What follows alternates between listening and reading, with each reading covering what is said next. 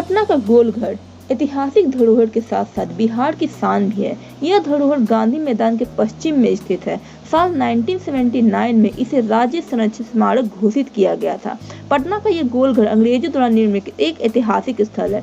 इसका निर्माण तत्कालीन गवर्नर जनरल वॉरेन हस्टिंग्स के समय हुआ था। 20 जुलाई साल 2021 को इस ऐतिहासिक धरोहर ने अपने 235 साल पूरे कर लिए। सन 1770 में देश भर में भयंकर सूखा पड़ा, जिससे तकरीबन 1 करोड़ लोग प्रभावित हुए। इसके बाद उस समय के तत्कालीन गवर्नर जनरल वॉरेन हस्टिंग्स ने इससे निपटने के लिए गोलघर के निर्माण का आदेश दिया। ब्रिटिश इंजीनियर कैप्टन जॉन गॉसिटन ने अनाज के भंडारण के लिए गोल ढांचे का निर्माण साल 1784 में शुरू किया। यह 20 जुलाई साल 1786 में बनकर पूरा हुआ।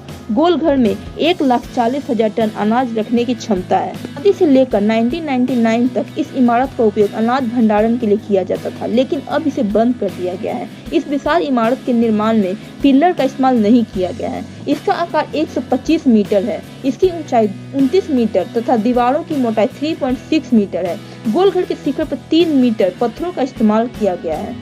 इसके शीर्ष पर 2.7 फीट व्यास का छिद्र है, जहां से इसके अंदर अनाज डाला जाता था। गोलघर के शीर्ष पर पहुंचने के लिए 145 सीढ़ियां हैं। यहां से खूबसूरत पटना शहर दिखता है। इस ऐतिहासिक इमारत की तुलना 1627 से 1655 में बने मोहम्मद आदिल शाह के मकबरे से की जाती है। पटना का गोलघर बिहार में नहीं बल्कि पूरे देश भर में मशहूर है। पटना आए और गोलघर ना गए हैं तो आपकी बिहार की यात्रा कुछ अधूरी रह जाएगी।